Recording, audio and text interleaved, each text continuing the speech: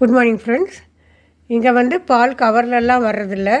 இந்த மாதிரி கேன், இது கொஞ்சம் சின்ன கேன், இது கொஞ்சம் பெரிய கேன், இந்த குட்டியாக இந்த ஆஃபில் கூட சின்ன கேன் ஒன்று வருது. இந்த பால் ஓப்பன் பண்ணிவிட்டு அதில் டேட் போட்டிருப்பாங்க. இந்த டேட்டுக்குள்ளே நம்ம அதை யூஸ் பண்ணணும் அப்படின்னு சொல்லிவிட்டு அதே டேட்டுக்குள்ளே நம்ம அதை யூஸ் பண்ணிடணும்.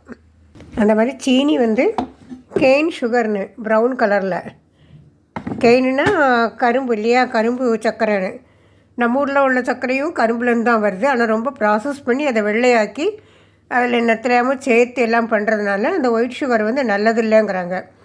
இதே கெயின் சுகர்னு நீங்கள் வந்து நம்ம ஊரில் கேட்டோன்னா வெல்லம் மாதிரி எல்லாமே கரும்புலேருந்து எடுக்கிறது தான், அதான் கொடுப்பாங்க.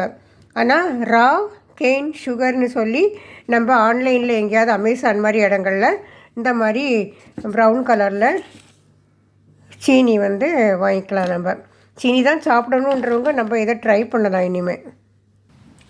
இங்கே உள்ள அத்திப்பழம் பாருங்கள், எவ்வளோ பெருசு இல்லை. இது ஒன்று சாப்பிட்டாலே வயிறு நிரம்பிடும் போட்டிருக்கு. ரொம்ப ஸ்வீட்டாக அழகாக பட்டு மாதிரி அத்தி, பெரிய சைஸ். நம்ம ஊரில் வந்து சின்னதாக கிடைக்கும். ஆனால் இங்கே நல்லா எல்லாம் நல்லா செழிப்பாக கிடைக்குதுங்க. அதான் விசேஷம், வேறு ஒன்றும் இல்லை. இது ராஸ்பெரின்னு ஒரு பழம். சீடு எடுத்துட்டாங்க. எல்லாமே பெரிஸ் எல்லாம் ரொம்ப ரொம்ப உடம்புக்கு நல்லது.